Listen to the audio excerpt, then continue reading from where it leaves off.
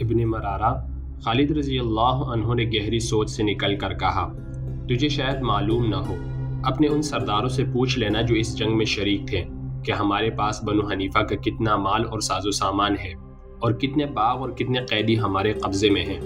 واپس جا اور اپنے سرداروں سے کہہ کہ مسلمان آدھا مال غنیمت، آدھے باغ اور آدھے قیدی واپس کر دیں گے۔ انہیں سمجھا کہ یمامہ اور اس کی آبادی کو تباہی میں نہ ڈالیں۔ ابن مرارہ چلا گیا۔ اس دوران مزید قیدی لائے گئے۔ مجاع شام سے کچھ پہلے واپس آیا اور اس نے بتایا کہ بنو حنیفہ کا کوئی سردار اس شرط کو ماننے کے لیے تیار نہیں۔ مجاع نے یہ بھی کہا کہ بنو حنیفہ اپنی شکست اور اپنے ہزاروں مقتولین کے خون کا انتقام لیں گے۔ میری بات کان کھول کر سن ابن برارہ، خالد رضی اللہ عنہ نے جھنجھلا کر کہا، اگر بنو حنیفہ یہ سمجھتے ہیں کہ ہم قلیل تعداد ہونے کی وجہ سے ڈر جائیں گے تو انہیں جا کر کہہ دے کہ مسلمان کٹ مریں گے، تمہیں انتقام کی مہلت نہیں دیں گے۔ غصے میں نہ آ ولید کے بیٹے، مجاع نے مسکرا کر کہا، ہمارا جو مال غنیمت، باغ اور قیدی تمہارے پاس ہیں اس کا چوتھائی حصہ اپنے پاس رکھ لے، باقی ہمیں دے دے اور آج صلح کر لیں، صلح نامہ تحریر ہوگا۔ خالد رضی اللہ عنہ ایک بار پھر سوچ میں کھو گئے۔ میں تجھے ایک بار پھر خبردار کر رہا ہوں ولید کے بیٹے، مجاع نے کہا، یہ میرا کمال ہے کہ میں نے بنو حنیفہ کو صلح پر راضی کر لیا ہے۔ میں نے ان کی لعنت ملامت برداشت کی ہے۔ انہوں نے مجھے غدار بھی کہا ہے۔ وہ کہتے ہیں کہ تم مسلمانوں سے انعام لے کر ہمیں ان کا غلام بنانا چاہتے ہو۔ وہ کہتے ہیں کہ ہماری تعداد اگر کم بھی ہوتی تو بھی ہم صلح نہ کرتے۔ ہمارے پاس نہ ساز و سامان کی کمی ہے نہ خوراک کی، ان چیزوں کی کمی ہے تو مسلمانوں کو ہوگی۔ وہ کہتے ہیں کہ اتنی سخت سردی میں مسلمان کب تک محاصرے میں بیٹھے رہیں گے؟ راتوں کی سردی وہ کھلے آسمان تلے برداشت نہیں کر سکیں گے۔ وہ یہ بھی جانتے ہیں کہ تیری اس چھوٹی سی فوج کے پاس خیمے بھی نہیں رہے۔ سوچ لے ابن ولید، اچھی طرح سوچ لے۔ اگر تجھے شک ہے تو ذرا آگے جا کر یمامہ کی دیواروں پر ایک نظر ڈال اور دیکھ کہ ایک دیوار تو قلعے کی ہے اور اس کے اوپر ایک دیوار انسانی جسموں کی ہے۔ خالد رضی اللہ عنہ بے شک اپنی کمزوریوں سے آگاہ تھے، لیکن وہ دشمن کی ہر شرط ماننے کو تیار نہیں ہو سکتے تھے۔ وہ اپنے خیمے سے باہر نکل گئے۔ ان کے نائب سالار باہر کھڑے تھے۔ سالاروں نے بے تابی سے خالد رضی اللہ عنہ سے پوچھا کہ صلح کی بات کہاں تک پہنچی ہے؟ میرے ساتھ آؤ، خالد رضی اللہ عنہ نے ان سے کہا۔ نائب سالار خالد رضی اللہ عنہ کے ساتھ چل پڑے۔ خالد رضی اللہ عنہ انہیں بتاتے گئے کہ مجاع صلح نامے کی کیا شرط لایا ہے۔ وہ چلتے گئے اور ایسی جگہ جا رکے جہاں سے یمامہ شہر کی دیوار نظر آتی تھی۔ انہوں نے دیکھا کہ دیوار پر آدمی ہی آدمی تھے۔ مجاع نے ٹھیک کہا تھا کہ شہر کی دیوار کے اوپر انسانی جسموں کی دیوار کھڑی ہے۔ اس سے صاف ظاہر ہوتا ہے کہ شہر میں بہت بڑا لشکر موجود ہے۔ میرا خیال ہے کہ ہم نے محاصرہ کیا تو ہم نقصان اٹھائیں گے۔ خالد رضی اللہ عنہ نے اپنے نائب سالاروں سے کہا، دیوار پر جو مخلوق کھڑی ہے اس کے تیر ہمیں دیوار کے قریب نہیں جانے دیں گے۔ ہمارے پاس مروانے کے لیے اتنے زیادہ آدمی نہیں ہیں۔ میں تو صلح کی رائے دوں گا، ایک نائب سالار نے کہا۔ جس فتنے کو ہم ختم کرنا چاہتے تھے وہ ختم ہو چکا ہے، ایک اور نائب سالار نے کہا۔ اب ہم صلح کر لیں تو ہم پر کون انگلی اٹھا سکتا ہے؟ خالد رضی اللہ عنہ واپس اپنے خیمے میں آئے اور مجاع کو بتایا کہ وہ صلح کے لیے تیار ہیں۔ اسی وقت صلح نامہ تحریر ہوا جس پر خالد رضی اللہ عنہ نے خلافت کی طرف سے، مجاع بن مرارہ نے بنو حنیفہ کی طرف سے دستخط کیے۔ اس میں ایک شرط یہ تھی کہ مسلمان یمامہ کے کسی آدمی کو جنگی مجرم قرار دے کر قتل نہیں کریں گے۔ مجاع واپس چلا گیا۔ اسی روز اس نے یمامہ کے دروازے کھول دیے اور خالد رضی اللہ عنہ کو شہر میں مدعو کیا۔ خالد رضی اللہ عنہ اپنے سالاروں اور کمانداروں کے ساتھ یمامہ شہر کے دروازے تک پہنچے۔ انہوں نے اوپر دیکھا، دیواروں پر اب ایک آدمی بھی نہیں کھڑا تھا، برج بھی خالی تھے۔ خالد رضی اللہ عنہ کو توقع تھی کہ قلعے کے اندر انہیں بنو حنیفہ کا وہ لشکر نظر آئے گا جس کے متعلق مجاع نے انہیں بتایا تھا کہ مسلمانوں کو کچل ڈالے گا، مگر وہاں کسی لشکر کا نام و نشان نہ تھا۔ وہاں عورتیں تھیں، بچے اور بوڑھے تھے، جوان آدمی ایک بھی نظر نہیں آتا تھا۔ عورتیں اپنے گھروں کے سامنے کھڑی تھیں، بعض منڈیروں پر بیٹھی تھیں۔ ان میں زیادہ تر عورتیں رو رہی تھیں۔ ان کے خاوند، باپ، بھائی یا بیٹے جنگ میں مارے گئے تھے۔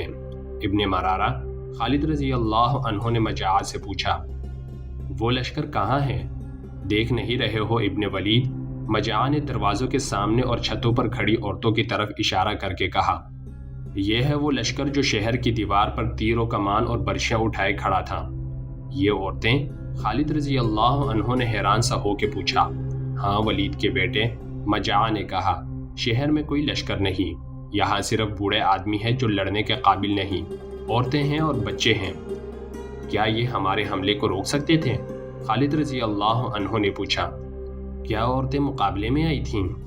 نہیں ابن ولید، مجاع نے کہا، یہ میری ایک چال تھی۔ شہر سے تمام آدمی لڑنے کے لیے چلے گئے تھے، شہر میں کوئی جوان آدمی نہیں رہا تھا۔ میں اپنے قبیلے کو تباہی سے بچانا چاہتا تھا۔ میں نے تمام عورتوں، بوڑھوں اور کمسن لڑکوں کو زرہ اور سروں پر خودے پہنائی اور ان کے ہاتھوں میں تیر و کمان اور برچھیاں دے کر دیوار پر کھڑا کر دیا۔ میں نے خود باہر جا کر دیکھا، پتہ نہیں چلتا تھا کہ یہ عورتیں، بوڑھے آدمی اور کمسن لڑکے ہیں۔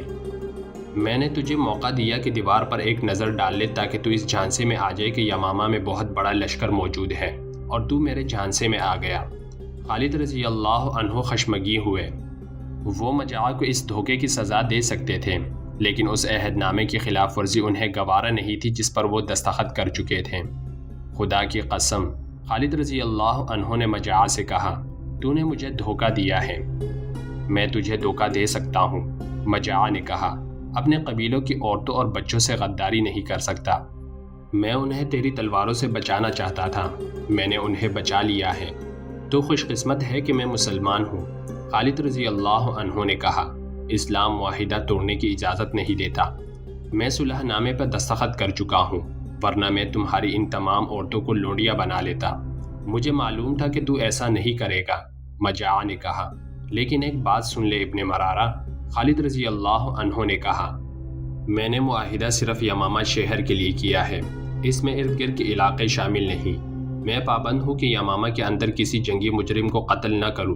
یمامہ کے باہر میں جسے سمجھوں گا کہ اسے قتل ہونا چاہیے، اس کے قتل سے میں گریز نہیں کروں گا۔ ارتداد کا سب سے بڑا مرکز یمامہ تھا، جو خالد رضی اللہ عنہ نے اکھاڑ پھینکا اور جھوٹے نبی کو ہلاک کر کے اس کی لاش کی نمائش کی گئی۔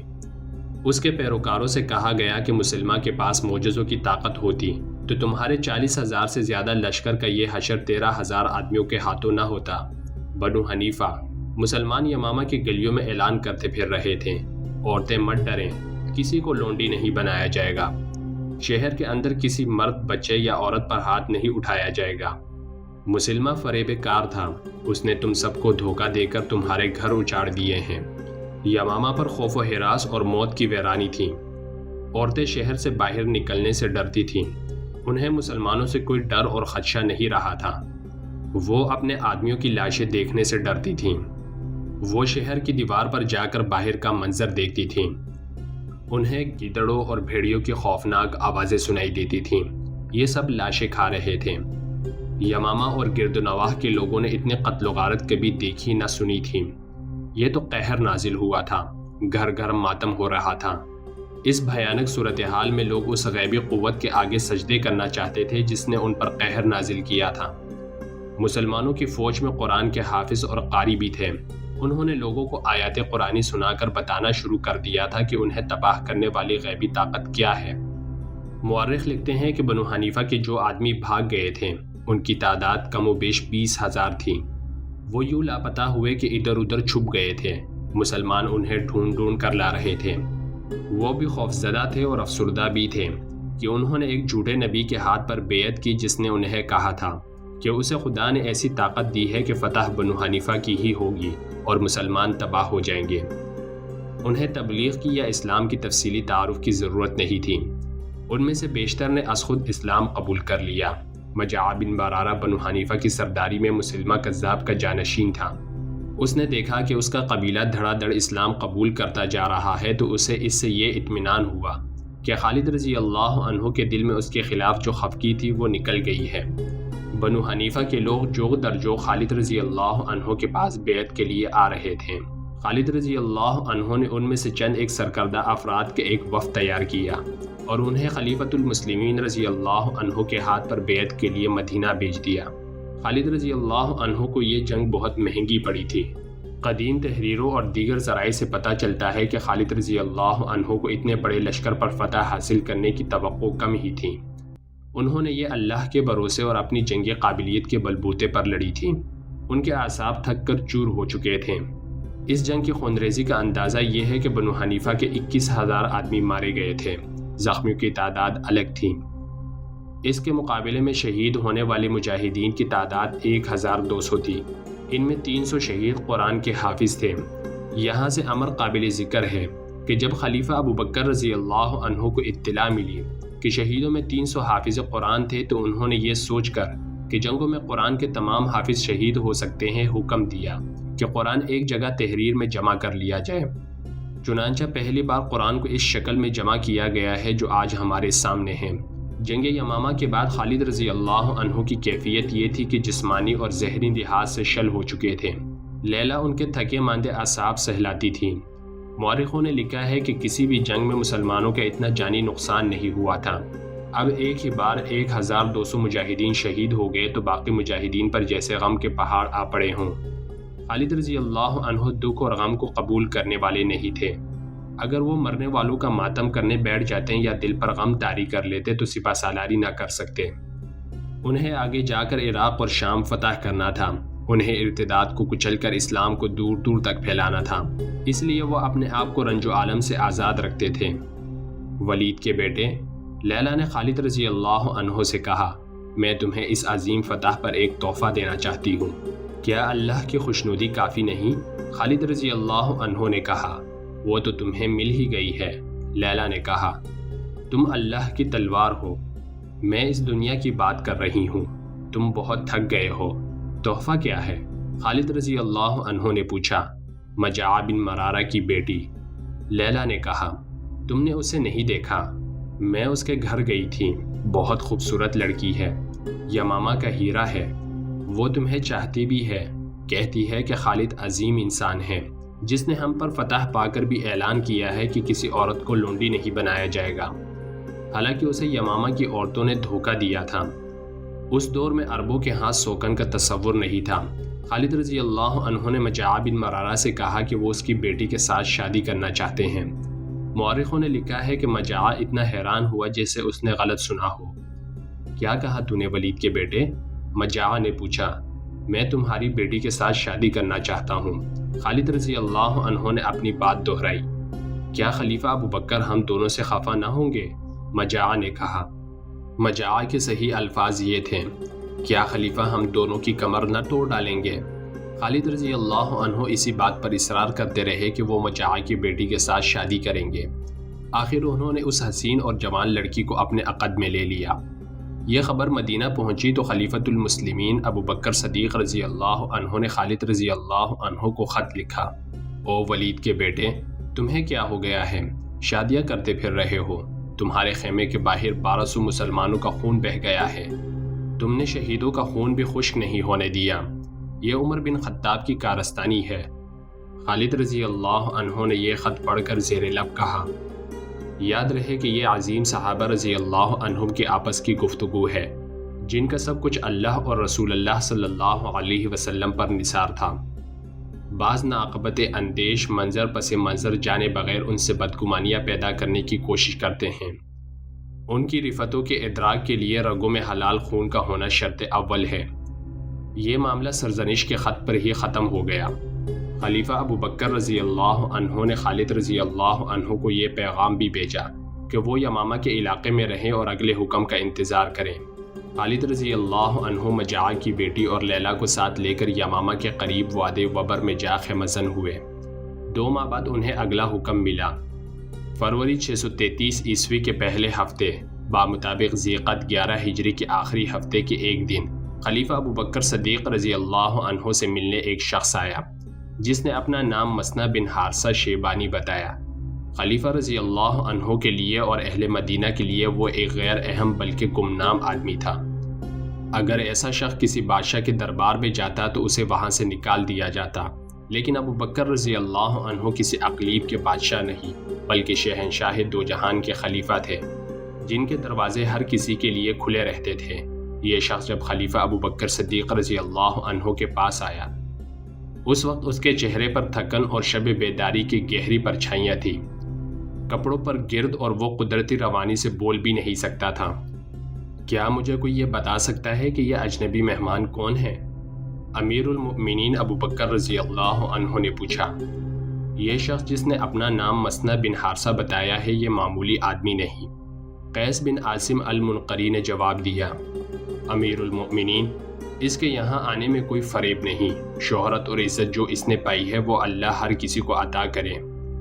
ہرمز جو عراق میں فارس کا سالار ہے اور جس کی فوج کی دھاک بیٹھی ہوئی ہے، مسنہ بن حارثہ کا نام سن کر سوچ میں پڑ جاتا ہے۔